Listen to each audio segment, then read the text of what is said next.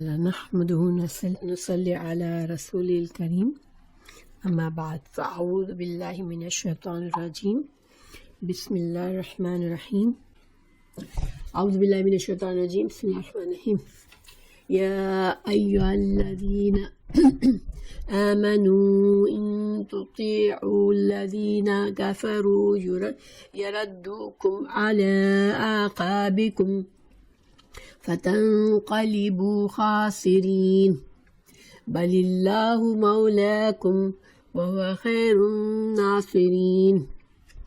تو ان آیت کا ترجمہ ہے، اے ایمان والو، اگر تم کافروں کی باتیں مانو گے تو وہ تمہیں تمہاری ایڑیوں کے بل پلٹا دیں گے، یعنی تمہیں مرتد بنا دیں گے، پھر تم نامراد ہو جاؤ گے، بلکہ اللہ ہی تمہارا مولا ہے، وہی بہترین مددگار ہے۔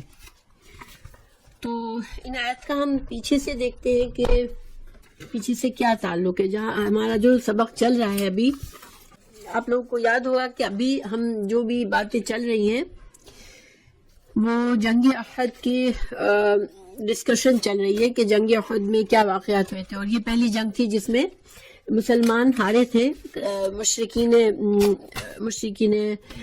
مکہ سے مسلمان ہار گئے تھے، حالانکہ بدر کی جنگ 1 سال پہلے ہوئی تھی جس میں مسلمانوں کو اللہ تعالیٰ نے بہت عظیم فتح دی تھی، اور یہ جنگ احد میں کافر اسی کا بدلہ لینے کے لیے آئے تھے ایکچولی، کہ اس کے جو ان کو جو بہت سخت ان کو چوٹ پڑی تھی بدر میں، تو وہ پورا 1 سال انہوں نے تیاری کی تھی، اور پوری تیاری کے ساتھ انہوں نے آ کے مدینہ کے باہر احد پر ملاقات ہوئی تھی مسلمانوں سے۔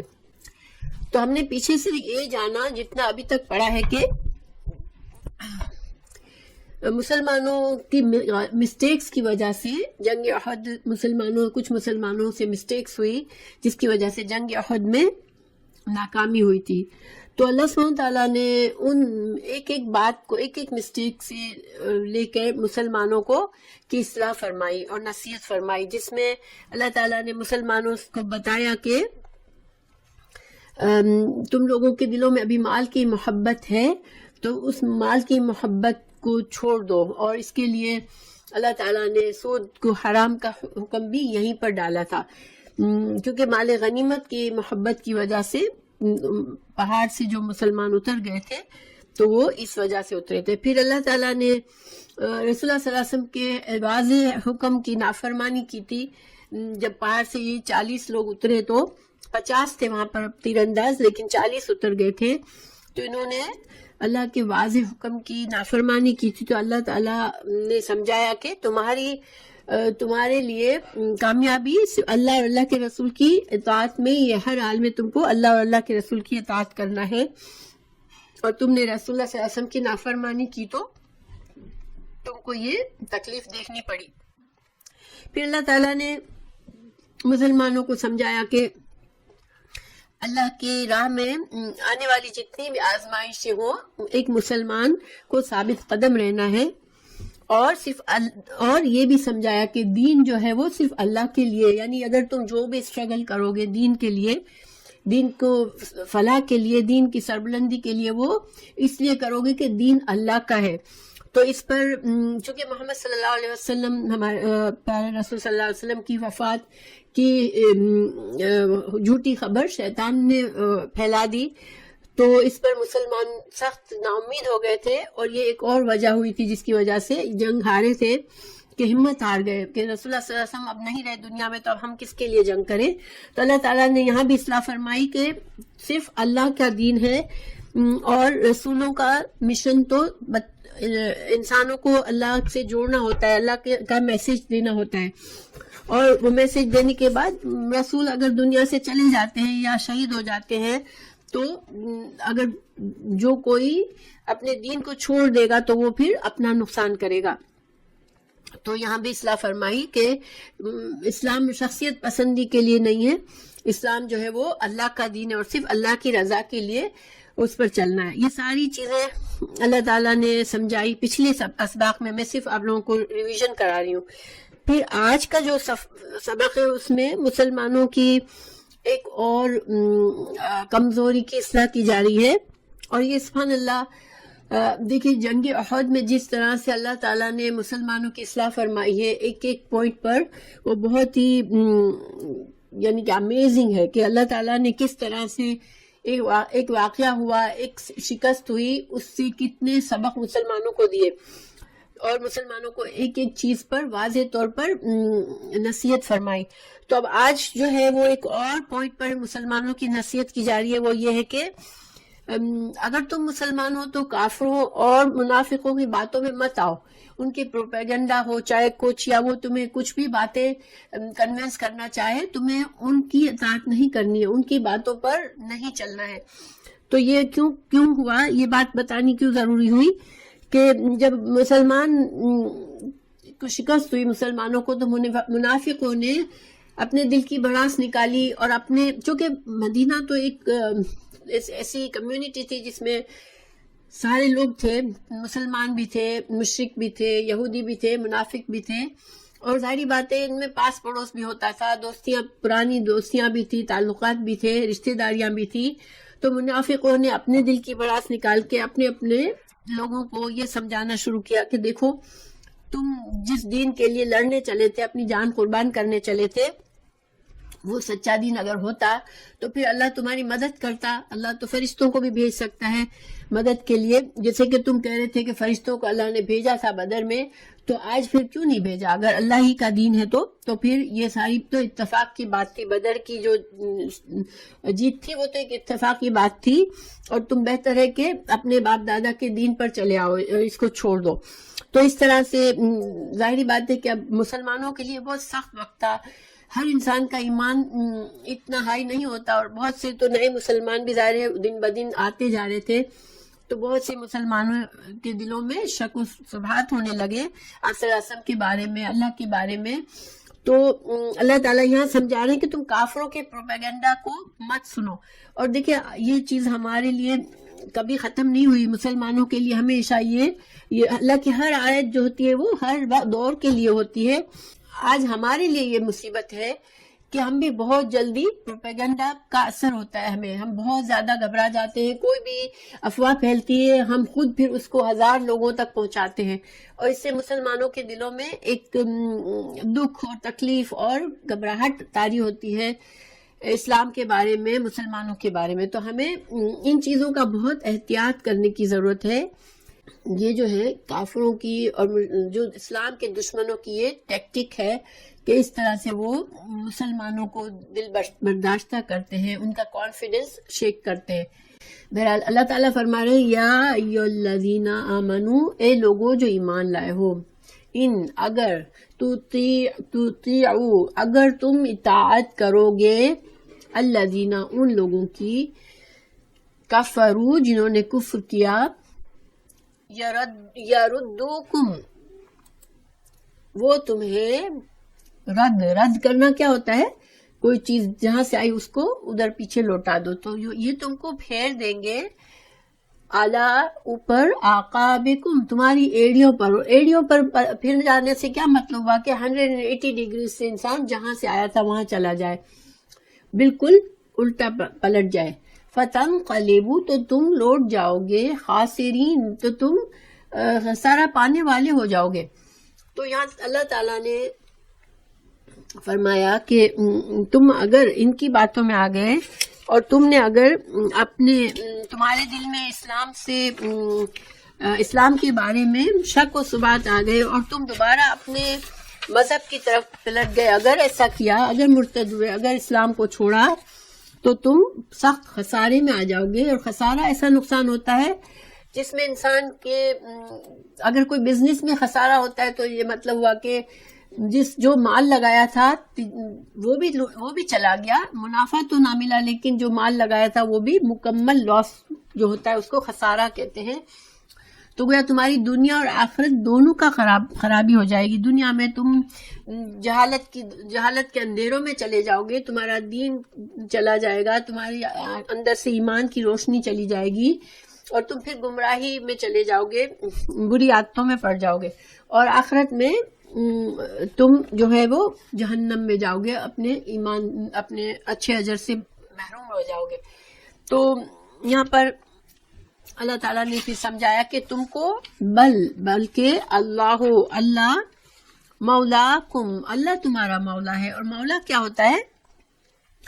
مولا کا مطلب ہوتا ہے کہ اگر دو لوگوں کے درمیان کوئی بھی دوری نہ ہو، بالکل قرابت، تو قربت قریب ترین، تمہارا قریب ترین اللہ ہے، تمہارا دوست اللہ ہے، تمہارا مددگار اللہ ہے، تمہارا کارساز اللہ ہے۔ یہ ساری چیزیں مولا کے معنی میں آتے ہیں، ٹھیک ہے؟ تو اللہ جو ہے وہ تمہارا سب سے بہتر مددگار ہے، جو ہر وقت تمہارے ساتھ ہے۔ یہ ہر وقت کا مطلب بھی مولا میں آتا ہے کہ مولا ایسا دوست، ایسا ساتھی، ایسا مددگار جو کہ ہر وقت ساتھ ہوتا ہے۔ یعنی کہ جب تم مشکل سے گزرتے ہو تو یہ نہیں ہے کہ اللہ تعالیٰ نے تمہیں چھوڑ دیا ہے اس لیے تم مشکل سے گزر رہے ہو، اللہ اس وقت بھی تمہارے ساتھ ہوتا ہے۔ اللہ ایسا مولا ہے اور وہ بہترین مددگار ہے، اللہ کے سوا کوئی اور مدد کرنے والا نہیں ہے۔ مگر ظاہری بات ہے اس کا یہ مطلب نہیں ہے کہ انسان جو ہے وہ مشکلات سے نہیں گزرتا، مسلمان مشکلات سے نہیں گزرتا، یہ مطلب نہیں ہے۔ اللہ ساتھ ہوتا ہے، مگر یہ انسان کے لیے اللہ نے بتا دیا ہے کہ یہ زندگی جو ہے وہ آزمائشوں والی ہے، اس میں انسان کو دکھ بھی آتا ہے، تکلیف، آزمائشیں، مشکلات، یہاں تک کہ کافروں کا غلبہ بھی ہو جاتا ہے، مگر اللہ جو ہے وہ مسلمانوں کے ساتھ ہوتا ہے۔ اگر ہمارا ایمان ہے تو اللہ ہمارے ساتھ ہے ہمیشہ۔ اللہ تعالیٰ نے سورہ بقرہ میں فرمایا 257 میں، جو لوگ ایمان لائے ان کا دوست اللہ ہے، وہاں بھی مولا کا لفظ ہے، ولی کا لفظ ہے۔ پھر سورہ آل عمران 68 میں فرمایا اللہ ہی مومنوں کا کارساز ہے، اور یہاں پر اللہ ہی مددگار ہے، بہترین مددگار ہے۔ تو سبحان اللہ، اللہ جو ہے اپنے نیک بندوں کو، اپنے ایمان والے بندوں کو کبھی اکیلا نہیں چھوڑتا کہ مشکل میں ہے اور اللہ کو پتہ نہیں ہے۔ تو تم کو ان کی باتوں کو چھوڑو، ان کے پروپیگنڈا کو چھوڑو اور تم اللہ پر بھروسہ کرو، اور ہمیں بھی یہی کرنا ہے انشاءاللہ کہ ہر مشکل حالت میں اللہ پر بھروسہ کرنا ہے۔ اور امیزنگ بات دیکھیں ایسی ہے کہ بعض اوقات ایک افواہ پھیلتی ہے، ایک واقعہ ہوتا ہے جس کو اتنا بڑا بنایا جاتا ہے یہاں کہ ہمارے دل ڈر جاتے ہیں اس سے، لیکن پھر کچھ عرصے کے بعد اسی سے اتنی خیر نکلتی ہے مسلمانوں کے لیے، سبحان اللہ، کہ ایسا لگتا ہے کہ اللہ تعالیٰ نے دشمنوں کی چال کو الٹا کر دیا۔ جب ہمارے سامنے کئی مثالیں ہیں، 9/11 کو کتنا اینڈ آف دا ورلڈ کر دیا تھا، لیکن 9/11 کے بعد اسلام کو کتنا الحمدللہ اتنا فروغ ملا، کتنے لوگ مسلمان تھے مگر پریکٹسنگ مسلمان نہیں تھے، وہ مسلمان ہو گئے، جتنے لوگوں نے علم حاصل کرنا شروع کر دیا، یعنی کہ مسلمانوں کو اس سے کوئی نقصان نہیں ہوا ہے، ٹھیک ہے۔ اور ایسے ہی ہر طرح سے لاسٹ الیکشن اگر ہم دیکھتے کینیڈا کا، تو اس میں کتنا بڑا ایشو نقاب کا بنایا تھا، لیکن اللہ تعالیٰ نے اسی عورت کو اتنی عزت دی کہ اس کو سٹیزن شپ خود بلا کے دی گئی۔ آپ لوگوں کو نیوز آپ لوگ سنتے ہوں گے تو آپ کو پتا ہوگا ان کے بارے میں۔ تو گویا اللہ سبحان اللہ تعالیٰ ہم مسلمانوں کو کبھی نہیں چھوڑتا، اللہ ہمیشہ مددگار ہے۔ پھر اب آگے اللہ تعالیٰ نے ایک اور تسلی کی بات کی مسلمانوں کے لیے، آیت نمبر 151 میں، ٹھیک ہے۔ سنلقی ان قریب، نلقی ہم ڈال دیں گے، فی قلوب الذین کفروا، فی میں قلوب قلب کی جمع ہے، دلوں میں، الذین ان لوگوں کے، کفروا جنہوں نے کفر کیا، الرعب ڈال دیں گے، بما بوجہ اس کے، اشرکو کہ انہوں نے شرک کیا، باللہ اللہ کے ساتھ، ما لم نہیں ہے، جو نہیں ہے، ینزل اس نے نازل کی، بھی ساتھ اس کے، سلطانن کوئی دلیل، اللہ نے کبھی شرک کی دلیل نہیں نازل کی تھی، لیکن یہ انہوں نے اللہ کے ساتھ شرک کیا، ان کے دلوں میں اللہ رعب ڈال دے گا، اللہ تعالیٰ خود سے مسلمانوں کا اور رسول اللہ صلی اللہ علیہ وسلم کا رعب ڈال دے گا۔ وما واہم اور ٹھکانہ ان کا النار آگ ہے، وبئس اور کتنا برا ہے، مثویٰ ٹھکانہ الظالمین ظالمین کا۔ اس کا ترجمہ پہلے پڑھ لیتی ہوں۔ ہم عنقریب کافروں کے دلوں میں رعب ڈال دیں گے، اس وجہ سے کہ یہ اللہ کے ساتھ ان چیزوں کو شریک کرتے ہیں جس کی کوئی دلیل اللہ نے نہیں اتاری، ان کا ٹھکانہ جہنم ہے اور ان ظالموں کے لیے بری جگہ ہے۔ تو اس کے بارے میں حدیث ہے صحیح بخاری اور مسلم میں، حضرت جابر بن عبداللہ رضی اللہ عنہ سے مروی ہے، رسول اللہ صلی اللہ علیہ وسلم نے فرمایا مجھے 5 ایسی چیزیں عطا کی گئی ہے جو مجھ سے پہلے انبیاء میں سے کسی کو نہیں دی گئی تھی۔ نمبر 1، 1 ماہ کی مسافت سے رعب کے ساتھ میری مدد کی گئی، یعنی آپ صلی اللہ علیہ وسلم ابھی دشمن سے 1 مہینے کی مسافت پر ہوتے تھے اور دشمنوں کو دلوں میں آپ صلی اللہ علیہ وسلم کا خوف طاری ہو جاتا تھا۔ پھر میرے لیے ساری زمین کو مسجد اور پاک بنا دیا گیا ہے، مسلمان ہی ہے جو کہیں بھی اپنی نماز پڑھ سکتا ہے۔ میرے لیے مال غنیمت کو حلال قرار دے دیا گیا ہے، کیونکہ اسلام سے پہلے مال غنیمت جو ہوتا تھا اس کو جلا دیا جاتا تھا، جنگ صرف اللہ کی خوشنودی، اللہ کے دین کے لیے لڑی جاتی تھی۔ تو آپ صلی اللہ علیہ وسلم نے جنگ بدر میں پہلی بار جنگ کے بعد جو مال غنیمت ہوا اس کو مسلمانوں نے کے لیے حلال کیا گیا تھا۔ پھر مجھ سے پہلے ہر نبی بطور خاص ان کی قوم کی طرف مبعوث کیا جاتا تھا، جبکہ مجھے تمام لوگوں کی طرف سے مبعوث کیا گیا ہے۔ آپ صلی اللہ علیہ وسلم کی نبوت تمام جن و انس پر ہے، قیامت تک کے لیے ہے، کسی خاص قوم کے لیے نہیں ہے، اور مجھے شفاعت عطا کی گئی۔ تو یہ 5 پوائنٹس ہیں اس میں۔ اس کے علاوہ بھی حدیث ہے، مسند احمد میں ہے کہ آپ صلی اللہ علیہ وسلم نے فرمایا اللہ تعالیٰ نے مجھے نبیوں، اور وہ حدیث جو پہلے سنائی وہ بخاری کی حدیث تھی اور مسلم کی تھی، ٹھیک ہے، اب یہ مسند احمد کی ہے، یہ بھی صحیح حدیث ہے۔ آپ صلی اللہ علیہ وسلم فرماتے ہیں اللہ تعالیٰ نے تمام نبیوں پر اور بعض روایتوں میں سے تمام امتوں پر مجھے 4 فضیلتیں عطا فرمائی ہیں، اس میں 5 کا ذکر تھا، اس میں 4 کی ہے۔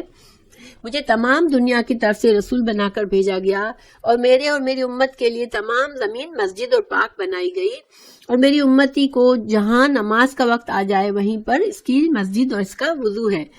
میرا دشمن مجھ سے مہینے بھر کی راہ پر ہے، وہیں سے اللہ تعالیٰ اس کا رعب، اس کے دل میں رعب طاری کر دیتا ہے اور وہ کانپنے لگتا ہے، اور میرے لیے غنیمت کے مال حلال کیا گیا۔ اس کے علاوہ بھی روایت ہے جس میں سے ہمیں پتہ چلتا ہے کہ اللہ آپ صلی اللہ علیہ وسلم نے فرمایا کہ میں مدد کیا گیا ہوں میرے رعب سے ہر دشمن پر۔ پھر ایک اور حدیث ہے کہ مجھے 5 چیزیں دی گئی ہیں، میں ہر سرخ و سفید کی طرف بھیجا گیا ہوں، میرے لیے تمام زمین وضو اور مسجد بنائی گئی، میرے لیے غنیمتوں کے مال حلال کیے گئے جو میرے سے پہلے کسی کے لیے حلال نہ تھے، اور میری مدد مہینے بھر کی راہ تک رعب سے کی گئی، اور مجھے شفاعت دی گئی۔ تمام انبیاء نے شفاعت مانگ لی، لیکن میں نے اپنی شفاعت کو اپنی امت کے لیے، لوگوں کے لیے جنہوں نے اللہ کے ساتھ کسی کو شریک نہ کیا ہو، بچا کے رکھی ہے۔ سبحان اللہ، یعنی آپ صلی اللہ علیہ وسلم نے اپنی شفاعت کا حق جو ہے وہ قیامت کے لیے، یعنی اس وقت جب امت کو ضرورت پڑے گی اس وقت کے لیے اپنے امتیوں کے لیے رکھا ہے۔ حضرت ابن عباس فرماتے ہیں کہ اللہ تعالیٰ نے ابو سفیان کے دل میں رعب ڈالا اور وہ لڑائی سے لوٹ گیا۔ دیکھیں یہاں پر یہ ساری مختلف تھوڑے فرق سے ہیں یہ ساری روایات، تو ایسا کیوں ہوتا ہے کہ آپ صلی اللہ علیہ وسلم نے کچھ باتیں مختلف موقع پر فرمائی ہوئی ہوتی ہے اور مختلف لوگوں نے مختلف انداز میں ان کو سمجھایا ہوتا ہے، پھر جو حدیثیں یہ حدیثیں ہم تک پہنچتی ہے تو تھوڑا سا ان کے الفاظ میں اور تھوڑا زیادتی اور کمی ہوتی ہے، لیکن یہ اس لیے کہ آپ صلی اللہ علیہ وسلم کے ساتھ ظاہر بات ہے کہ مختلف حالات آتے تھے، مختلف لوگ آپ کے ساتھ ہوتے تھے، تو آپ نصیحت کبھی فرماتے تھے کسی ایک گروپ کو کبھی دوسرے کو۔ اور یہاں پر ہمیں یہ پتہ چلتا ہے کہ جنگ احد میں دیکھیں عجیب بات ہوئی کہ جب مسلمان ہارنے لگے تو مسلمان بھاگنے لگے، تو زیادہ تر مسلمان کچھ مدینہ چلے گئے، کچھ پہاڑوں پر پہاڑ جو احد کے پہاڑ پر چلے گئے۔ آپ صلی اللہ علیہ وسلم بھی جب زخمی ہو گئے تو اس کے بعد چند صحابہ کے ساتھ آپ بھی پہاڑ پر چلے گئے تھے۔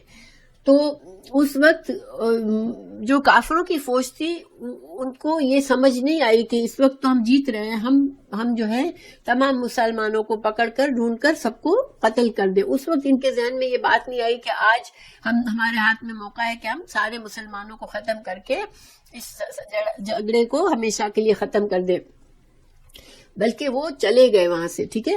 یہ عجیب سی بات تھی کہ جب کوئی جیت رہا ہوتا ہے تو وہ اس طرح سے نہیں چلا جاتا، ٹھیک ہے۔ کبھی بھی جنگوں میں جو جیت رہا ہوتا ہے وہ آخر تک پوری اپنی فتح کو مکمل کرتا ہے، لیکن کافر مشرکین سم ہاؤ چلے گئے واپس، اور نہ صرف چلے گئے بلکہ کچھ آگے جا کے ان کو احساس ہوا کہ ہم کیوں چلے آئے، ہم تو جیت رہے تھے، ہم کو تو چاہیے تھا کہ ہم آج اس کام کو پورا مکمل طور پر ختم کر دیں.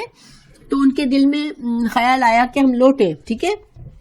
لیکن سیم وقت پہ رسول اللہ صلی اللہ علیہ وسلم کے بعد دل میں بھی یہ بات آئی تھی کہ اللہ نے ان کو لوٹا تو دیا ہے لیکن کہیں یہ واپس نہ آئے. تو آپ صلی اللہ علیہ وسلم نے وہی فوج جو حد میں گئی تھی، ان کو ابھی ہم سارے واقعات پڑھیں گے انشاءاللہ، ان سب کو لے کر آپ صلی اللہ علیہ وسلم آگے بڑھے مزید، تاکہ دشمن کو یہ نہ ہو کہ ہم ڈر کے ابھی تک چھپے ہوئے بیٹھے ہیں.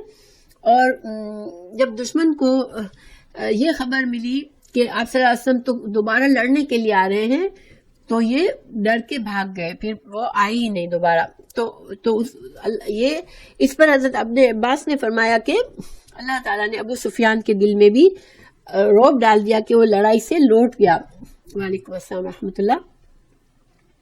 تو اس کے علاوہ ہمیں ایک اور حدیث صحیح بخاری کے حدیث میں بھی اس کا ثبوت ملتا ہے کہ جب آپ صلی اللہ علیہ وسلم نے بہت سے بادشاہوں کو عرب سے باہر خطوط بھیجے تھے جس میں اللہ تعالیٰ اسلام کی دعوت دی تھی، تو جب روم کے بادشاہ کو آپ کا خط ملا، روم کی حکومت اس وقت سپر پاور تھی، عظیم حکومت تھی جو کہ بہت بڑے ایریا پہ تھی، اٹلی سے لے کر پورا شام کا ایریا جس میں سیریا، لبنان، سارا خطہ جو ہے بیت المقدس، یہ سارا اس میں آتا تھا.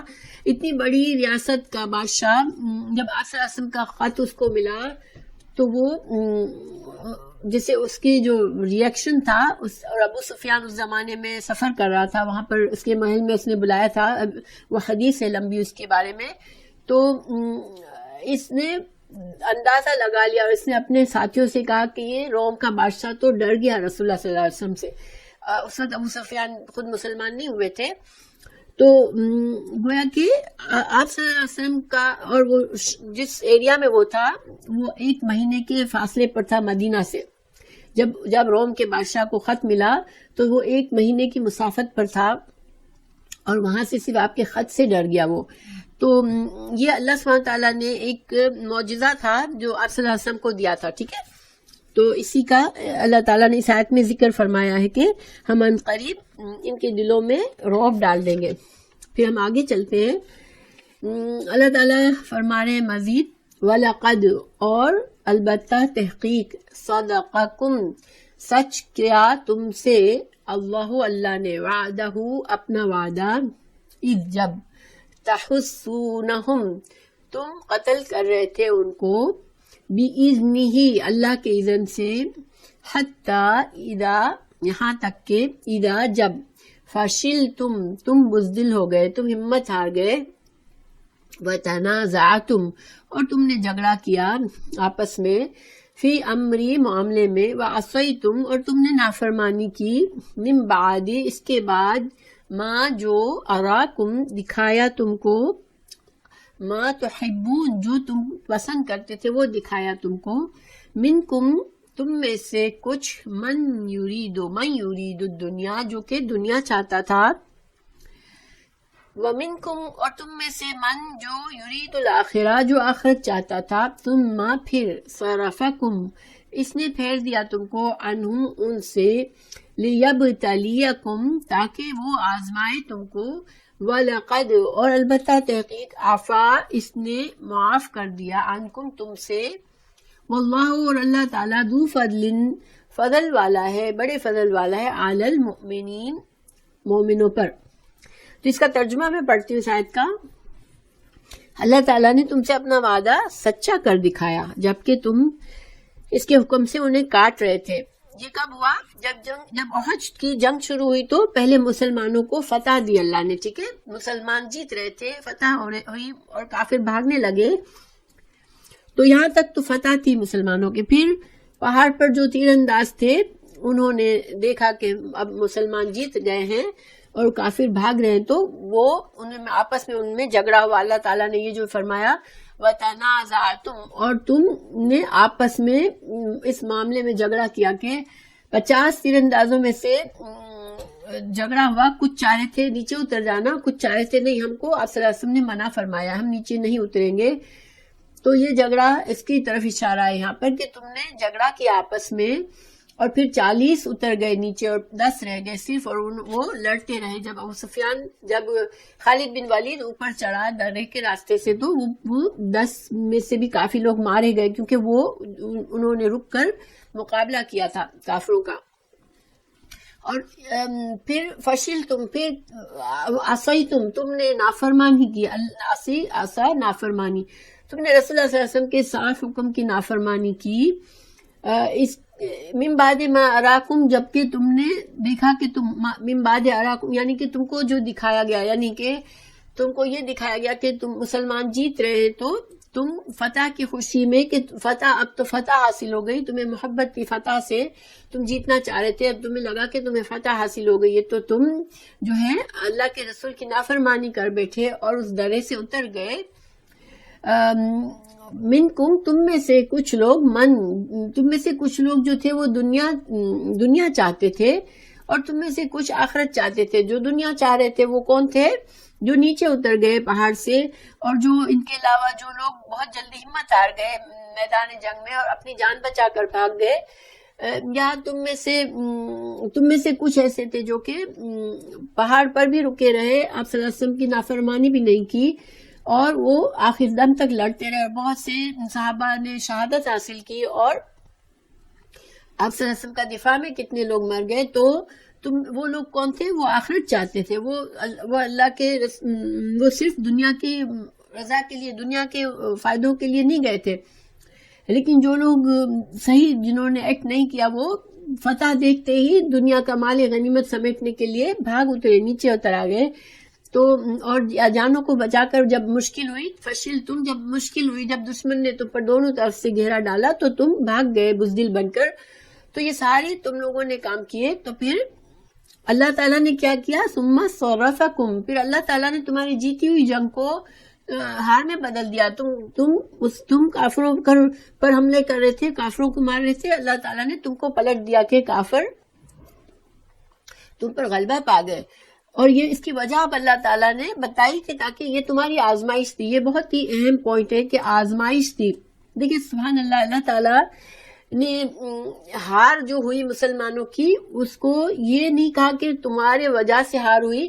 اللہ تعالیٰ نے فرمایا کہ یہ تمہاری آزمائش تھی. گویا کہ جنگ احد کی ہار جو تھی، وہ اس کا بہت بڑا گریٹر پرپس تھا کہ اس سے مسلمانوں کی اصلاح ہوگی. اس ہار سے جب انسان بہت اچھا جا رہا ہوتا ہے، دیکھیں اگر ان ساری غلطیوں کی وجہ سے اللہ تعالیٰ اگر فرشتوں کو بھیج کر مسلمانوں کو جیت کرا دیتے، مسلمانوں کو غازی بنا دیتے، تو مسلمانوں کی اصلاح نہیں ہونی تھی. ان کے اندر جو خرابیاں تھیں وہ اندر خرابیاں ہی رہتی. ہم دیکھتے ہیں بعض اوقات ہم بچے بھی غلط کام کرتے ہیں، لیکن ہم ان کو محسوس نہیں ہونے دیتے کہ تم نے غلط کیا ہے، کیونکہ ہمارے دل میں اتنا پیار ہوتا ہے کہ ہم بچوں کو نہیں بتانا چاہتے ہیں، بچے چاہے چھوٹے ہو چاہے بڑے. لیکن ہمیں یہاں سبق مل رہا ہے کہ نہیں، جب انسان واضح طور پر غلط جا رہا ہو تو اس لیے ان کو سمجھانے کے حد تک ان کو بتانا چاہیے. سزا اگر دینی ہے تھوڑی بہت تو سزا دینی چاہیے، کیونکہ اللہ تعالیٰ نے یہ ہار کا پرپس کیا بتایا کہ تمہارے لیے آزمائش تھی. تم جب آزمائے گئے تو تم ہل گئے. جب تم کو ہار نصیب ہوئی، جب تم کو یہ بدنامی فیس کرنی پڑی، جب تمہارے اتنے لوگ مر گئے، جب رسول اللہ صلی اللہ علیہ وسلم کی شہادت کی افواہ پھیلی جس کی وجہ سے تم غمگین ہوئے، جب آپ صلی اللہ علیہ وسلم زخمی ہوئے، یہ ساری چیزیں جب دیکھیں جنگ میں جب جاتی ہے کوئی فوج لشکر، وہ ہار کے آتی ہے تو اس کے لیے بہت زیادہ شرمندگی کا باعث ہوتی ہے، بہت زیادہ، یعنی کہ انسان ٹوٹ جاتا ہے اندر سے ایموشنلی. اس کو بہت، جنگ تو بڑی بات ہے، اگر کوئی بچوں کی گیم میں ہم جاتے ہیں تو جو ٹیم ہار جاتی ہے اس کے لیے بہت صبر کرنا پڑتا ہے، اس کے لیے اس کو بہت زیادہ یہ چیز شرمندہ کرتی ہے کہ ہم ہار کر آئے ہیں، جبکہ جیت کرانے والا بڑے فخر سے اپنی جیت کا بتاتا ہے. تو یہ ساری چیزیں اللہ تعالیٰ نے تم پر ڈالی کیونکہ یہ تم کو آزمایا گیا، تمہارے اندر کی کمزوریوں کو تمہیں دکھایا گیا کہ دیکھو تمہارے اندر کمزوری تھی، اس وجہ سے یہ ہوا. وَلَقَدْ عَفَاكُمْ، لیکن اللہ سبحانہ وتعالیٰ بہت ہی رحیم ہے، اللہ نے تمہیں معاف کر دیا. یہ بھی بہت ہی اہم بات ہے. دیکھیں آج تک رسول اللہ صلی اللہ علیہ وسلم کے زمانے سے آج تک بڑے صحابہ کے کارنامے ایک ایک لکھا ہوا ہے کہ فلاں صحابی نے یہ کارنامہ کیا، فلاں نے یہ کیا، فلاں نے یہ کیا، ان کے ناموں کے ساتھ لکھے گئے ان کے کارنامے. لیکن احد میں جن لوگوں نے کمزوری دکھائی، جن کی غلطیوں کی وجہ سے اتنی بڑی ہار ہوئی، ان میں سے کسی کا بھی نام نہیں لیا گیا کہیں بھی. ہسٹری کی کتابوں میں کہیں بھی کسی کا نام نہیں ہے کہ ان کو پوائنٹ آؤٹ کیا ہو کہ ہاں یہ تم تھے جس کی وجہ سے یہ ہار ہوئی تھی. تو کیونکہ جب اللہ تعالیٰ نے قرآن میں ہی کہہ دیا کہ اللہ نے انہیں معاف کر دیا، تم لوگوں کی ساری مسٹیکس کو معاف کر دیا، پھر کون یہ جرأت کرے گا کہ ان کو اب مزید ان کو کہے کہ تمہاری وجہ سے یہ ہوا ہے. یہ کہنا ہی گناہ ہو جائے گا کہ جب اللہ کے رسول نے معاف فرما دیا تو تم پھر کس طرح سے تم ان کو تانا دو گے. اس کے بارے میں میں آپ کو بتاتی ہوں کہ ایک واقعہ بتاتی ہوں کہ صحابہ کرام اجمعین کو اللہ نے یہ شرف اور فضل دیا کا اظہار کیا کہ جو ان کی کوتاہیوں کے باوجود اللہ نے ان کو فرمایا کہ ان کی غلطیوں کی وضاحت کر کے آئندہ اس کا ارادہ نہ کرے. تو پھر ہوا کیا تھا کہ صحیح بخاری میں ایک واقعہ ہے کہ ایک حج کے موقع پر ایک شخص نے حضرت عثمان رضی اللہ عنہ پر اعتراضات کیے. ٹھیک ہے، حضرت عثمان کی خلافت میں آپ کو پتہ ہے بڑا فتنہ ہوا تھا. جن کو تھوڑی سی ہسٹری پتہ ہے، حضرت عثمان پر بہت سے الزامات لگائے گئے تھے اور ان الزامات کے بہانہ لے کر ان کے گھر میں نظر بند کر دیا گیا تھا اور آخر میں شہید کر دیا گیا تھا. تو جب یہ افواہیں پھیلی جا رہی تھی حضرت عثمان کے بارے میں، تو حج کے موقع پر حضرت عثمان پر بعض اعتراضات کیے گئے کہ وہ جنگ بدر میں بیعت رضوان میں شریک نہیں ہوئے تھے. یعنی جنگ بدر میں بھی حضرت عثمان شریک نہیں ہوئے تھے، بیعت رضوان میں بھی شریک نہیں ہوئے تھے، اور عہد کے دن وہ جنگ کے میدان سے فرار ہو گئے تھے. یعنی یہ 3 الزامات ان پر لگائے گئے حضرت عثمان پر. اس کے علاوہ بھی کچھ تھے، مگر حضرت ان 3 کے الزامات کے جواب میں حضرت عبداللہ بن عمر، حضرت عمر فاروق کے جو بیٹے تھے، انہوں نے جواب دیا تھا ان لوگوں کو کہ دیکھو جنگ بدر میں تو ان کی اہلیہ یعنی کہ رسول اللہ صلی اللہ علیہ وسلم کی بیٹی بیمار تھی. آپ کو پتا ہے کہ حضرت عثمان جو تھے وہ حضرت رسول اللہ صلی اللہ علیہ وسلم کی ایک بیٹی سے ان کا نکاح ہوا تھا. پھر جب ان کا انتقال ہو گیا تو دوسری بیٹی سے ان کا نکاح ہوا تھا.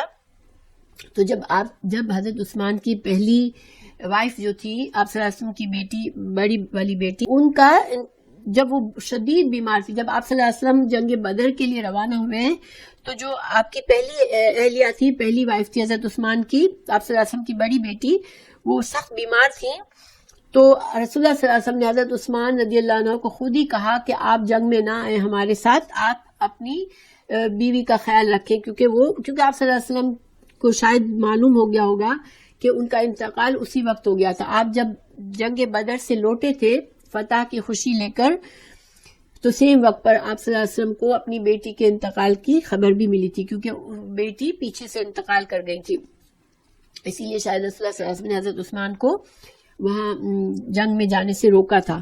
پھر بیعت رضوان میں یہ ایک واقعہ ہوا تھا جو کہ صلح حدیبیہ کا جہاں پر معاملہ ہوا تھا، وہاں پر بیعت لی تھی آپ صلی اللہ علیہ وسلم نے.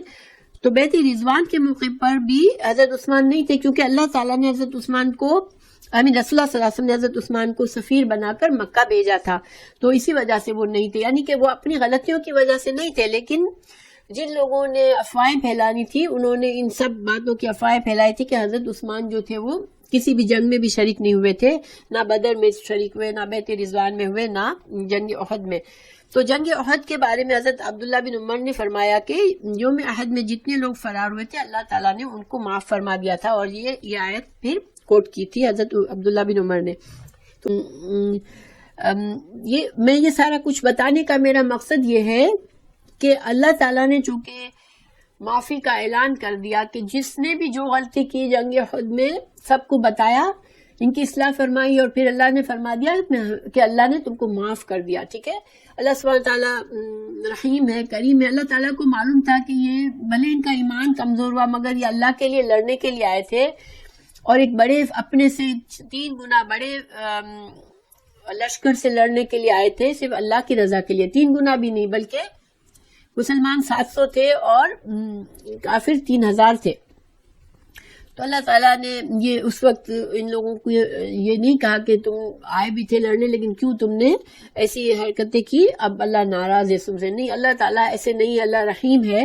اللہ تعالیٰ نے ان کی معافی کا عام اعلان کر دیا، اور اس کے بعد پھر کسی نے ان لوگوں کو طعنہ نہیں دیا. اور جب یہ میں نے جو آپ کو واقعہ سنایا حضرت عثمان کا، تو اس کا پرپز یہ تھا سنانے کا کہ کچھ لوگ جو فتنہ چاہتے تھے، انہوں نے حضرت عثمان پر یہ الزام لگایا کہ وہ جنگ احد میں بھاگ گئے تھے جنگ کے میدان سے. تو حضرت عبداللہ بن عمر کو یہ بات اچھی نہیں لگی، کیونکہ اللہ تعالیٰ نے خود اعلان کیا تھا. تو انہوں نے ان لوگوں کی اصلاح کی کہ نہیں تم غلط کہہ رہے ہو، ایسا نہیں تھا. بہرحال تو اللہ تعالیٰ فرما رہا ہے کہ واللہ ذو الفضل علی المؤمنین، اللہ تعالیٰ مومنوں پر بڑے فضل والا ہے. اللہ تعالیٰ مومنوں کے کسی اچھے کام کو اللہ تعالیٰ بغیر اجر کے نہیں دیتا. ان لوگوں نے آئے تھے یہ جنگ لڑنے کے لیے، اللہ کے لیے ہی آئے تھے. اب اندر سے ایمان کمزور ہوا اور حالات کے تحت انہوں نے صحیح عمل نہیں کیا، تو پھر بھی اللہ سبحانہ تعالیٰ نے ان کے اچھی کوشش کو ضائع نہیں کیا، ان کے ثواب کو اللہ تعالیٰ نے باقی رکھا، ان کے گناہوں کو معاف فرما دیا. سبحان اللہ، یہ اللہ تعالیٰ ہمارے لیے کتنی رحمت ہے اللہ کی. تو اب اس آیت کے بارے میں انشاءاللہ خلاصہ علم میں کروں گی. تفسیر ابن کثیر میں اچھی طرح سے اس میں حدیثوں کے حوالے سے جو انہوں نے لکھا ہے وہ انشاءاللہ بتاؤں گی، لیکن ابھی میں یہ پورا کر لوں. جب تسعدون، تم چڑھ رہے تھے، سعادہ اوپر کی طرف کی چڑھائی کو کہتے ہیں. جب تم چڑھ رہے تھے، ولا اور نہ تم تلونا، تم پیچھے پلٹ کر دیکھ بھی نہیں رہے تھے، اتنی گھبراہٹ میں تم چڑھے چلے جا رہے تھے. اعلیٰ اوپر، احدین تم کسی کو دیکھ ہی نہیں رہے تھے. ایک اپنی ہی، جب انسان کے پیچھے سمجھ لیں کہ کوئی خوف خطرہ میں پیچھے کوئی چیز آ رہی ہوتی ہے، کوئی خطرناک چیز، تو انسان کس طرح بھاگے گا کہ اس کو کسی چیز کا ہوش نہیں ہے، بس وہ بھاگے چلا جا رہا ہے. تو اللہ تعالیٰ اس کو ڈسکرائب کر رہے ہیں کہ تم لوگ اس طرح سے بھاگے چلے جا رہے تھے اور تم عہد پر چڑھے جا رہے تھے. اور رسول اللہ صلی اللہ علیہ وسلم یدعوکم، رسول اللہ صلی اللہ علیہ وسلم آپ کو آوازیں لگا رہے تھے، فی اخراکم، تمہارے پیچھے سے آپ صلی اللہ علیہ وسلم تم کو بلا رہے تھے. اور فاصابکم، مگر تم آپ صلی اللہ علیہ وسلم کی آواز کو بھی تم نے نہیں سنا، ان کے پکار کو بھی نہیں سنا. تو کیا ہوا؟ فاصابکم، تو اس نے دیا، یعنی اللہ نے دیا، غمن، غم کے ساتھ، بے غم من، اوپر غم کے، یعنی تم کو غم کے اوپر غم دیا اللہ نے، لکی لا، تاکہ نہ، تحزنو، تاکہ تم غم نہ کرو. کتنی عجیب بات ہے نا، اللہ نے غم پر غم دیا تاکہ تم غم نہ کرو. ما فاتکم، جو تم سے فوت ہو جائے، جو چلا گیا تم سے، اس پر تم غم نہ کرو. وعلیکم السلام ورحمۃ اللہ وبرکاتہ. ولا، اور نہ، ما اصابکم، جو پہنچا تم کو. ٹھیک ہے. واللہ، اللہ تعالیٰ، خبیر، خبر رکھنے والا ہے، بما، ساتھ اس کے، تعملون، جو تم عمل کرتے ہو. تو اللہ تعالیٰ نے یہاں پر خلاصہ یہ بتایا کہ تم بھاگے چلے جا رہے تھے، تمہاری حالت بتا رہے اللہ تعالیٰ کہ تم کس طرح بدحواس ہو کر خوف سے، موت کے خوف سے بھاگے چلے جا رہے تھے. رسول اللہ صلی اللہ علیہ وسلم تم کو پیچھے سے بلا رہے تھے، مگر تم کو ان کی آواز تک نہیں آ رہی تھی. اور آپ صلی اللہ علیہ وسلم بلا رہے تھے، الیہ عباد اللہ، الیہ عباد اللہ، اے اللہ کے بندو میری طرف لوٹو، اے اللہ کے بندو میری طرف لوٹو. مگر وہ سنی نہیں پائے تھے، اتنا شور ہنگامے میں اور اتنی بدحواسی میں. تو آپ صلی اللہ علیہ وسلم کے پاس صرف چند لوگ رہ گئے تھے اس وقت. انشاءاللہ ابھی ہم حدیثیں پڑھیں گے تو آپ کو پتہ چلے گا. تو پھر اللہ تعالیٰ نے کہا کہ تم کو پھر غم پر غم دیا اللہ نے، تاکہ تمہاری ٹریننگ ہو. دیکھیں غم جو ہے نا، اب یہ کون سے غم پہ غم تھے؟ تو غم ہی غم تھے. ظاہری بات ہے ان کو کتنے غم ملے تھے. مال غنیمت جس کی امید میں وہ اترے تھے لوگ، وہ بھی چلا گیا، وہ بھی نہ ملا. اتنے لوگ شہید ہو گئے. آپ صلی اللہ علیہ وسلم کی شہادت کی افواہ پھیلنے کی وجہ سے ان کو غم ملا. پھر ہارنے پر جو منافقین کے تانے ان کو سننے ملے، جس سے ان کی شرمندہ ان کو ہونا پڑا، اس کا غم ہوا. تو اللہ تعالیٰ نے ان کو بے شمار غم دیے. ٹھیک ہے. اس کے اوپر کچھ لوگوں نے اس پر کامنٹس کیے کہ غم پر غم تو کون سے غم ہے. تو دیکھیں اس کے بارے میں ایک قول ہے کہ پہلا غم سے مراد یہ ہے کہ مال غنیمت اور کفار پر فتح و ظفر سے محرومی، یہ غم تھا، ٹھیک ہے. پھر دوسرا غم کیا ہوا ان کے اوپر کہ اتنے مسلمان شہید ہو گئے اور کتنے زخمی ہو گئے نبی صلی اللہ علیہ وسلم کی خلاف ورزی اور آپ صلی اللہ علیہ وسلم کی خبر شہادت. تو یہ غم کے اوپر غم، یعنی کہ آپ صلی اللہ علیہ وسلم کی جب ان کو خبر آئی کہ آپ صلی اللہ علیہ وسلم شہید ہو گئے تو وہ بہت بڑا غم تھا. آلریڈی غم کے اوپر اتنا بڑا غم ان کو ملا. تو اب اللہ تعالیٰ فرما رہے ہیں کہ اس کی حکمت کیا تھی کہ تم مضبوط ہو جاؤ، آئندہ کے لیے تمہیں یہ ٹریننگ ہو جائے کہ کوئی غم پہنچے، کوئی مصیبت آئے تو تم حواس باختہ نہ ہو جاؤ. دیکھیے یہ دنیا میں ہم دیکھتے ہیں یہ تجربہ، کوئی بندہ بہت سی مشکل وقت سے گزرا ہوتا ہے تو وہ اگر سروائیو کر جاتا ہے تو کیا ہوتا ہے، وہ مضبوط ہو جاتا ہے. اگر ٹوٹ جاتا ہے تو ٹوٹ گیا تو ضائع ہو گیا. لیکن جو انسان مصیبتوں اور مشکلات سے گزرنے کے بعد مضبوط ثابت قدمی سے رہتا ہے تو پھر آئندہ کے لیے وہ ایک مضبوط انسان بن جاتا ہے. تو اللہ تعالیٰ نے صحابہ کرام کی اصلاح فرمائی تاکہ آئندہ ان کو، یہ اصل میں ابھی تو صرف افواہ تھی آپ صلی اللہ علیہ وسلم کی انتقال کی، مگر آپ صلی اللہ علیہ وسلم کے صحیح معنوں میں جب آپ رخصت ہوئے تو صحابہ کرام کو یہ غم بھی برداشت کرنا تھا. تو اس کی بھی ٹریننگ ہو گئی، کیونکہ جب آپ صلی اللہ علیہ وسلم کا صحیح معنوں میں انتقال ہوا تو وہ لوگ سروائیو کر گئے. یہی اللہ کی انہی آیات کو یاد کیا کہ اللہ کے رسول تو، جو آگے ہم نے پڑھی تھی کہ محمد صلی اللہ علیہ وسلم تو اللہ کے رسول ہے اور رسولوں کو موت بھی آتی ہے، شہید بھی ہو جاتے ہیں، تو کیا تم دین سے پھر جاؤ گے؟ تو اس آیت نے ان لوگوں کو بڑا صبر اور سکون دیا تھا.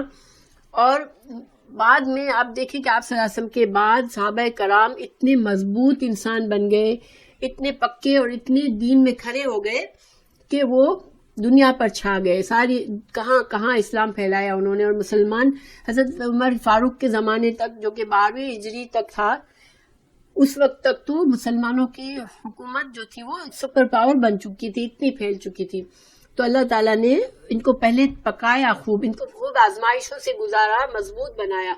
اور جب یہ مضبوط ہو گئے تو ان کو اللہ تعالیٰ نے پھر بہت سے انعامات سے نوازا، بہت سی فتح اور نصرت دی. اگر اس وقت احد میں جیت جاتے تو ان کو یہ ساری ان کی ٹریننگ نہ ہو سکتی اور یہ مضبوط نہ بنتے. اس لیے اللہ تعالیٰ نے یہ آزمائش رکھی تھی ان کے لیے کہ اللہ نے فرشتوں کو بھیج کر نہیں مدد کر دی، یا نہ ان کو غیب سے ان کو نہیں جتایا تھا. تو یہ تو آج کا سبق تھا.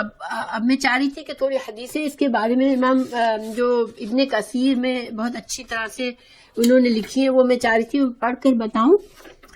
تو انشاءاللہ تھوڑا سا ہم ایکسٹرا ٹائم لے لیتے ہیں اور یہ میں پڑھ لیتی ہوں، ٹھیک ہے.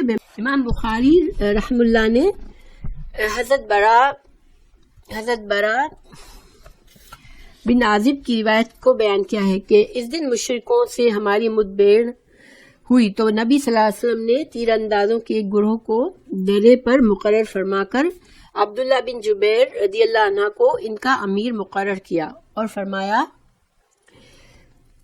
کہ تم اس جگہ پر ڈٹے رہنا. اگر تم یہ دیکھو کہ ہمیں فتح ہو گئی ہے تو تب بھی اس جگہ سے نہ ہلنا، اور اگر یہ دیکھو کہ دشمن ہم پر غالب آ گیا ہے تب بھی اپنی جگہ چھوڑ کر ہماری مدد کے لیے نہیں آنا، ٹھیک ہے. تو ہمارا مقابلہ ہوا اور دشمن بھاگ اٹھا. تو اب یہ آپ صلی اللہ علیہ وسلم کا حکم تھا، واضح حکم کہ چاہے ہم جیتے چاہے ہارے تم کو نہیں ہٹنا، ٹھیک ہے. تو پھر جب مقابلہ ہوا تو دشمن بھاگ اٹھا، حتیٰ کہ ہم نے دیکھا کہ ان کی عورتیں بھی اپنی پنڈلیوں سے کپڑے اٹھائے ہوئے پہاڑوں کی طرف بھاگ رہی تھی، جس کی وجہ سے ان کی پازیبیں نظر آ رہی تھی.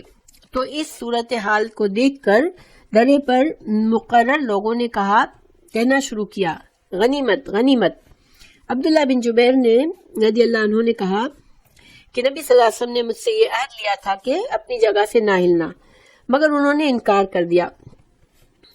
اور جب انکار کیا تو اللہ تعالیٰ نے ان کی فتح کو شکست میں بدل دیا اور 70 مسلمان شہید ہوئے. اچھا، یہاں پر جو عورتوں کا ذکر کیا ہے تو یہ کیوں کیا ہے؟ دیکھیں، عورتیں جو ہوتی تھی نا، وہ مشرک عورتوں کو لاتے تھے جنگ میں، مگر ان کو پیچھے رکھتے تھے، ٹھیک ہے. پیچھے ان کا مقصد کیا ہوتا تھا کہ عورتیں وہ ایسے اشعار گاتی تھی جس سے مردوں کو ہمت ہو جنگ کرنے کی، ٹھیک ہے. اور اس کے علاوہ بھی عورتیں کچھ کام کرتی تھی. لیکن جب عورتوں کو بھاگتے دیکھا، اس کا کیا مطلب ہوا کہ جو یعنی جنگ میں بالکل پیچھے لوگ تھے وہ بھی سب بھاگ رہے تھے. تو یہ سما صحابہ کرام نے دیکھا تھا کہ دشمن ہار گیا ہے. پھر ابو سفیان نے مسلمانوں کا جائزہ لیا. جب پھر یہ ہوا کہ اب مسلمان سب چلے گئے پہاڑوں پر، آپ صلی اللہ علیہ وسلم بھی زخمی ہو کر پہاڑ پر چلے گئے تھے کچھ چند صحابہ کے ساتھ. تو اس وقت پھر اب جب ان کی فوج واپس جا رہی تھی تو ابو سفیان چونکہ لشکر کا سربراہ تھا، سپہ سالار تھا، تو اس نے جائزہ لیا کہ مسلمانوں کے کتنے لوگ مر گئے، کیا ہوا ہے. تو وہ ایکچولی آپ صلی اللہ علیہ وسلم کو ڈھونڈ رہا تھا کہ کہیں آپ صلی اللہ علیہ وسلم موجود ہیں وہاں پر شہیدوں میں. تو پھر فائنلی اس نے کہا ابو سفیان نے کہ کیا محمد صلی اللہ علیہ وسلم موجود ہیں، یعنی کہ اس کو پتا تھا کہ کچھ لوگ پہاڑوں کی طرف چلے گئے. تو اس نے آواز لگائی کہ کیا محمد صلی اللہ علیہ وسلم موجود ہیں. تو آپ صلی اللہ علیہ وسلم کے پاس جو صحابہ تھے، آپ نے ان سے کہا کہ تم اس کو جواب مت دو، خاموش رہو مطلب. پھر اس نے دوبارہ کہا کیا ابن ابو قحافہ موجود ہے، یعنی ابن ابو قحافہ حضرت ابوبکر صدیق کی کنیت تھی. تو اس نے کہا کہ کیا ابوبکر صدیق موجود ہیں. آپ صلی اللہ علیہ وسلم نے پھر کہا کہ اس کو جواب مت دو. پھر اس نے کہا کیا ابن خطاب موجود ہے، یعنی کہ حضرت عمر موجود ہے. تو آپ صلی اللہ علیہ وسلم نے پھر منع فرمایا کہ جواب مت دو. تو جب مسلمانوں کی طرف سے کوئی جواب نہ آیا تو کہنے لگا کہ یہ سب لوگ قتل ہو گئے، ٹھیک ہے، یہ سب مارے گئے، سب قتل ہو گئے. اگر زندہ ہوتے تو میری بات کا ضرور جواب دیتے. اس نے یعنی اپنے لوگوں سے کہا کہ سارے لوگ قتل ہو گئے. تو حضرت عمر فاروق آپ کو پتہ ہے کہ بہت ہی وہ تھے، جذبات رکھنے والے تھے. اب وہ قابو نہیں رکھ سکے اور کہنے لگے یہ اللہ کے دشمن، تو جھوٹ کہہ رہا ہے. اللہ تعالیٰ نے ان سب لوگوں کو تیرے لیے باقی رکھا ہے تاکہ تجھے غم و حزن لاحق ہو. پھر ابو سفیان نے کہا حبل بلند ہو. یہ ایک نعرہ تھا جو وہ لگاتے تھے. حبل ان کا دیوتا تھا، تو وہ حبل کی بڑائی بتانے لگا کہ حبل بلند ہو. نبی کریم صلی اللہ علیہ وسلم نے فرمایا اپنے ساتھیوں سے کیا اب ان کو آپ جواب دو. صحابہ نے کہا کہ ہم کیا جواب دیں.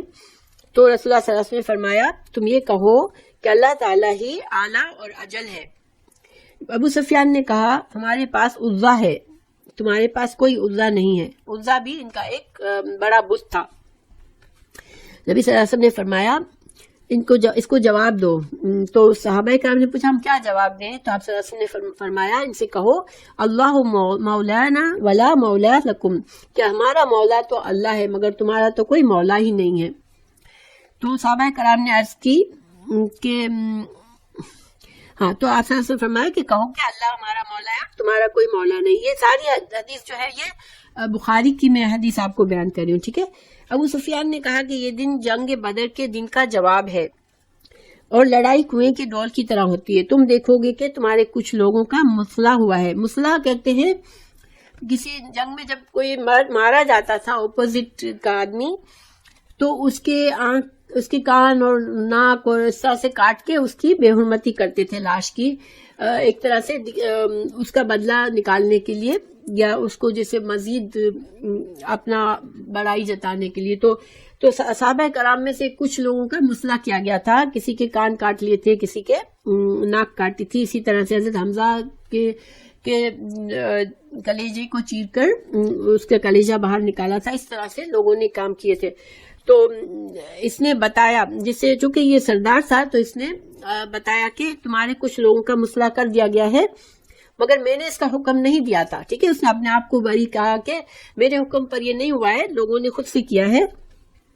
ہاں لیکن مجھے ان کوئی برا بھی نہیں لگا کہ انہوں نے ایسا کیا، یعنی کہ اس نے بے تعلقی ظاہر کی کہ مجھے کچھ برا نہیں لگا کہ وہ کر رہے تھے مگر میرے حکم پر انہوں نے نہیں کیا ہے. تو یہ حدیث جو ہے وہ امام مسلم نے اور امام بخاری نے روایت کی ہے. اس کے علاوہ جو ہے امام اسحاق، محمد بن اسحاق نے بھی عبداللہ بن زبیر کی حدیث بیان کی ہے کہ ان کے والد زبیر بن عوام نے فرمایا کہ اللہ کی قسم میں نے ہند کی خادماؤں اور سہیلیوں کو دیکھا کہ انہوں نے پنڈلیوں سے کپڑے اٹھائے ہوئے تھے اور وہ تیز بھاگ رہی تھی اور کسی چیز کی طرف مڑ کر نہ دیکھتی تھی. یعنی جب مسلمان جیت رہے تھے اس کا سما بتا رہے ہیں. اور تیر انداز اس وقت مال غنیمت اکٹھا کرنے کے لیے لشکر کی طرف متوجہ ہو گئے اور دشمن کے لیے ہماری پشت خالی کر دی، بالآخر ہم پر پچھلی جانب سے حملہ ہو ہی گیا۔ اور چلانے والا نے چلا کر کہا، خبردار، محمد صلی اللہ علیہ وسلم شہید ہو چکے ہیں۔ یہ شیطان تھا جس نے آواز لگائی تھی بلند کہ رسول اللہ صلی اللہ علیہ وسلم شہید ہو گئے۔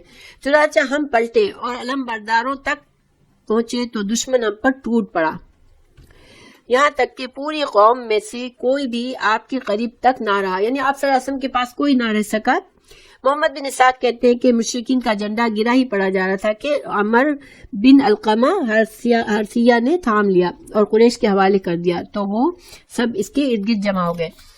یعنی کہ جب پہلی دفعہ جب مسلمان جیت رہے تھے اس وقت جھنڈا ان کا گرنے والا تھا کافروں کا، مگر اس شخص نے اس کو پکڑ لیا، کیونکہ جب جھنڈا گر جاتا ہے جنگ میں ایک بار تو اس کا مطلب ہے کہ وہ قوم ہار گئی۔ آفیشیلی ہارنے کا نشان کیا ہوتا ہے کہ فوج میں ایک شخص کی یہ ذمہ داری ہوتی ہے کہ جھنڈا اٹھا کے چلے، اپنی دونوں سائڈ کا اپنا اپنا جھنڈا ہوتا ہے، تو اگر جھنڈا گر گیا تو اس کا مطلب ہے کہ یہ قوم ہار گئی، ٹھیک ہے۔ تو اب اس کے علاوہ آپ صلی اللہ سبحانہ تعالیٰ نے جو یہ فرمایا نا کہ ثم صرفکم عنہم، کہ اللہ تعالیٰ نے تم کو ان سے پھیر دیا، تو اس کے بارے میں ہے ابن اسحاق بیان کرتے ہیں کہ مجھ سے قاسم بن عبد الرحمن بن رافع نے بیان کیا، وہ کہتے ہیں کہ انس بن نضر رضی اللہ عنہ جو کہ انس بن مالک کے چچا تھے، حضرت عمر بن خطاب اور طلحہ بن عبید اللہ کے پاس آئے، یعنی جنگ کا ہی بتا رہے ہیں کہ جنگ میں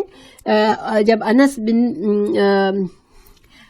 بن نضر جو تھے، جو کہ انس بن مالک کے چچا تھے، وہ حضرت عمر بن خطاب اور طلحہ عبید اللہ کے پاس آئے، تو جو مہاجرین اور انصار کے کچھ لوگوں کے ساتھ تھے انہوں نے ہتھیار ڈال دیے تھے۔ انہوں نے پوچھا کہ تم لوگ کیوں الگ تھلگ بیٹھے ہو؟ تو جواب دیا کہ رسول اللہ صلی اللہ علیہ وسلم شہید ہو گئے ہیں۔ تو حضرت انس بن نضر نے کہا کہ اگر رسول اللہ صلی اللہ علیہ وسلم شہید ہو گئے ہیں تو تم ان کے بعد زندگی کو کیا کرو گے؟ اٹھو تم بھی اسی مقصد کی خاطر اپنی جانوں کو قربان کر دو جس کی خاطر حضور اقدس نے اپنی جان نثار فرما دی۔ اور وہ انس بن نضر دشمنوں کی صفوں میں جا گھسے اور بڑی بے جگری سے لڑے، حتیٰ کہ خلعت شہادت سے سرفراز ہو گئے اور اللہ تعالیٰ سے ان سے راضی ہو گیا۔ تو جیسے کہ کچھ لوگ، میں نے کہا کہ کچھ لوگ اللہ تعالیٰ نے جس طرح بتایا نا کہ کچھ لوگ جو تھے وہ آخرت چاہتے تھے، تو ان میں ان کا بھی یہ واقعہ ہے کہ جب لوگ ہمت ہار کر بیٹھ گئے کہ اب رسول اللہ صلی اللہ علیہ وسلم کا تو انتقال ہو گیا، اب ہم لڑ کر کیا کریں، تو انہوں نے ان کو ہمت دی تھی اور خود شہید ہو گئے تھے۔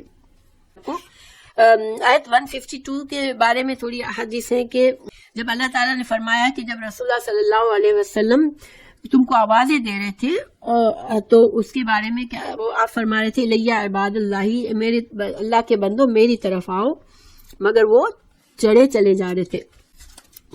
یہاں پر آپ صلی اللہ علیہ وسلم کا دفاع جن لوگوں نے کیا اس کا ذکر بتا رہے ہیں کہ امام بخاری نے قیس بن ابو حازم سے روایت کیا ہے کہ میں نے حضرت طلحہ رضی اللہ عنہ کے ہاتھ کو دیکھا کہ وہ شل ہو چکا تھا، یعنی لڑتے لڑتے بالکل اتنا زخمی ہو چکا تھا کہ وہ لٹک رہا تھا، صرف شل ہو گیا تھا، کیونکہ اپنے اس ہاتھ کے ساتھ انہوں نے احد کے دن نبی کریم صلی اللہ علیہ وسلم کا دفاع کیا تھا۔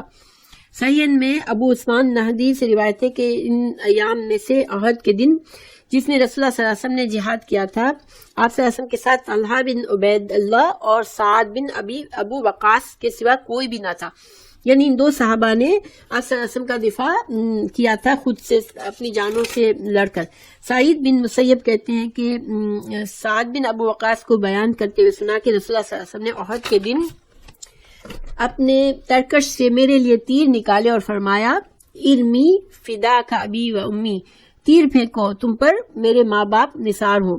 اسے امام بخاری نے روایت کیا ہے، جنہیں آپ صلی اللہ علیہ وسلم نے اس صحابی کو انکریج کیا جو آپ کا دفاع کر رہے تھے۔ اور صحیح بخاری اور مسلم میں حضرت سعد بن ابو وقاص سے روایت ہے کہ میں نے احد کے دن رسول اللہ صلی اللہ علیہ وسلم کے دائیں اور بائیں دو آدمیوں کو دیکھا جنہوں نے سفید کپڑے پہن رکھے تھے اور وہ آپ کی طرف سے دفاع کرتے ہوئے سخت لڑائی کر رہے تھے۔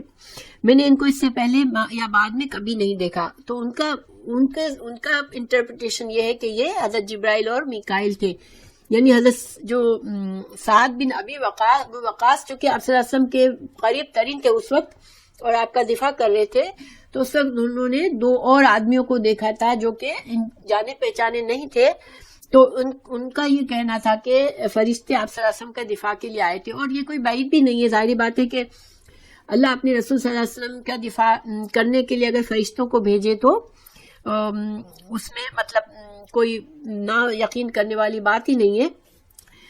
پھر ایک شخص نے خاص طور سے اس کا قصہ بات آگے لکھا ہے، جس نے خاص طور سے قسم کھائی تھی کہ وہ رسول اللہ صلی اللہ علیہ وسلم کو خود قتل کرے گا، تو اس کے بارے میں ہے کہ ابو الاسود نے عروہ بن زبیر سے روایت کی ہے کہ خاندان جماحہ سے ایک شخص ابی بن خلف اس کا نام تھا، اس نے قسم کھائی تھی کہ وہ ضرور رسول اللہ صلی اللہ علیہ وسلم کو قتل کر دے گا۔ جب رسول اللہ صلی اللہ علیہ وسلم کو اس قسم کے بارے میں ہوا تو آپ نے صلی اللہ علیہ وسلم نے فرمایا اسے تو میں انشاءاللہ قتل کروں گا، یعنی آپ صلی اللہ علیہ وسلم نے بھی وعدہ کیا کہ انشاءاللہ میں اس کو قتل کروں گا۔ جب عہد کا دن تھا تو ابی نے کیا کہ پورا لوہے میں ڈوب کر آیا، یعنی پورا لوہے کے لباس پہن کر آیا تھا، صرف تھوڑا سا اس کی جو سر کے اوپر جو ٹوپی پہنتے ہیں اس کے درمیان اور جو اس کے جسم کا جو لباس تھا اس کے درمیان ایک چھوٹا سا ایک خلا رہ گیا تھا بس گردن کے پاس، اس کے علاوہ وہ سارا کا سارا وہ پورا جنگی لباس میں تھا۔ تو آپ صلی اللہ علیہ وسلم نے اپنے نیزے کے ساتھ اسے زخمی کر دیا، جس کی وجہ سے وہ اپنے گھوڑے سے نیچے گر گیا۔ وہ جب آپ صلی اللہ علیہ وسلم کو قتل کرنے کے ارادے سے آیا تو آپ صلی اللہ علیہ وسلم نے خود اپنے نیزے سے اس کو زخم لگایا، تو اس زخم سے ابی بن خلف کے زخم سے خون تک نہیں نکلا، یعنی معمولی زخم لگا تھا، ظاہری بات ہے وہ پورا لوہے کے اندر ڈوبا ہوا تھا، چھپا ہوا تھا لوہے کے لباس میں، ایک چھوٹے سے سوراخ سے آپ نے نیزہ مارا تھا، تو وہ معمولی سا زخم تھا، لیکن اتنا تھا کہ خون بھی نہیں نکلا تھا۔ لیکن اس کے باوجود جب اس کے ساتھی اسے اٹھانے کے لیے اس کے پاس آئے تو بیل کی طرح آوازیں نکال رہا تھا۔ لوگوں نے اس سے کہا یہ تو معمولی سی خراش ہے، تم اس قدر کیوں زجا فضا کر رہے ہو؟ تو اس نے لوگوں کے سامنے رسول اللہ صلی اللہ علیہ وسلم کے اس فرمان کا ذکر کیا کہ رسول اللہ صلی اللہ علیہ وسلم نے کہا تھا کہ میں اسے قتل کروں گا، یعنی اب اس کے دل میں یہ خوف بیٹھ گیا، چونکہ آپ صلی اللہ علیہ وسلم نے جواب میں کہا تھا میں اسے قتل کروں گا، تو اب اس کو یہ تھا کہ اب چونکہ مجھے آپ صلی اللہ علیہ وسلم نے زخم لگایا ہے تو میں ضرور اب مر جاؤں گا۔ پھر اس نے کہا اس ذات کی قسم جس کے ہاتھ میں میری جان ہے، اس وقت مجھے جو تکلیف ہے اگر یہ اہل ظلم مجاز کو ہو تو وہ سب کے سب اس تکلیف کی وجہ سے مر جائیں۔ چنانچہ اس کے فوراً بعد ہی وہ جہنم رسید ہو گیا۔ تو گویا کہ یہ اتنے معمولی سی زخم سے یہ شخص مر گیا کیونکہ اللہ سبحانہ تعالیٰ نے آپ صلی اللہ علیہ وسلم نے ایک وعدہ کیا تھا تو اللہ نے اس وعدے کو پورا کر دیا۔ پھر آپ صلی اللہ علیہ وسلم کے زخم جو لگا تھا اس کے بارے میں صحیح حدیث ہے، سہل بن یہ صحیح بخاری اور مسلم کی حدیث ہے کہ سہل بن سعد سے روایت ہے کہ ان سے رسول اللہ صلی اللہ علیہ وسلم کے زخم کے بارے میں پوچھا گیا تو انہوں نے بتایا کہ رسول اللہ صلی اللہ علیہ وسلم کے چہرے اقدس پر زخم آیا تھا، آپ کا انیاب اور سامنے والے 2 دانتوں کے درمیان اوپر والا دانت جو تھا وہ دانت مبارک شہید ہو گیا تھا، یعنی اوپر کی طرف سے جو کونے کے جو دانت ہوتے ہیں نا اس کے برابر والا دانت جو تھا وہ شہید ہو گیا تھا، اور خود سر مبارک میں بھی اور خود جو آپ کا خود تھا جو جنگی لباس میں آپ کا جو بچاؤ کے لیے جو تھا وہ آپ کے سر مبارک میں پیوست ہو گیا تھا۔ فاطمہ بنت رسول اللہ صلی اللہ علیہ وسلم خون دھو رہی تھی، حضرت علی جو تھے وہ ڈھال میں پانی لا کر ڈال رہے تھے۔ حضرت فاطمہ نے جب یہ دیکھا کہ پانی کے ساتھ خون کے بہنے میں تو اور اضافہ ہو رہا ہے تو انہوں نے چٹائی کے ایک ٹکڑے کو لے کر جلایا اور پھر وہ راکھ ہو گیا تو اسے زخم میں بھر دیا جس سے خون بہنا رک گیا۔ تو یہ آپ صلی اللہ علیہ وسلم کے زخم کے بارے میں تفصیل ہمیں جانی، تو الحمدللہ ہمارا معاملہ پورا ہوا آج کا، لیکن اس میں بڑے سبق ہے ہمارے لیے کہ دیکھیں جب اللہ کی طرف سے ایک مسلمان کبھی کسی بھی مشکل میں آتا ہے، ایسی مشکل جس سے انسان حواس باختہ ہونے لگتا ہے اور برداشت سے باہر ہوتی ہے، تو انسان کو اللہ پر بھروسہ کرنا چاہیے کیونکہ اللہ تعالیٰ مومنوں کا مولا ہے، مومنوں سے ہمیشہ قریب ہوتا ہے، اور جب بھی کوئی معاملہ ہو رہا ہوتا ہے اس میں کوئی نہ کوئی خیر اور بھلائی ہوتی ہے۔ دیکھیں یہ جنگ کے شکست میں کتنی خیر اور بھلائی سامنے آئی، اللہ تعالیٰ نے مسلمانوں کی اصلاح فرمائی، اور مزید بھی ہم ابھی آئندہ واقعات میں دیکھیں گے کہ مسلمانوں نے پھر کتنی ہمت سے کام لیا تھا اس جنگ میں کے بعد، فوراً بعد. ابھی یہ سلسلہ چلتا رہے گا جنگ احد کا. تو اللہ تعالیٰ ہمیں اپنے اللہ پر توکل کرنے والا بنائے، اور ہر اچھے یا برے وقت میں اللہ کی طرف رجوع کرنے والا بنائے. آمین.